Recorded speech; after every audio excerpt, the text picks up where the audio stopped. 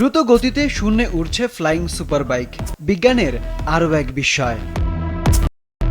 প্রথমবারের মতো এই এয়ার বাইকের ভিডিও প্রকাশ করেছে কোম্পানি ভলোনাউট।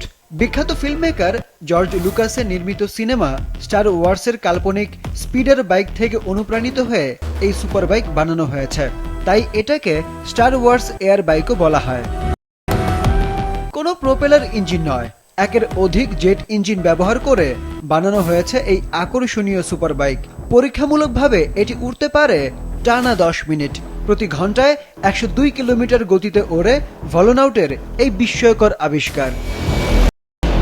আবিষ্কারকরা বলছেন এটি বেশ আরামদায়ক এবং বেশ স্বস্তিতে একজন রাইডার রাইড করতে পারবেন।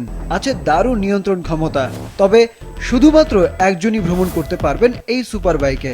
বহন করতে পারবেন সর্বোচ্চ 90 কিলোগ্রাম ওজনের পণ্য।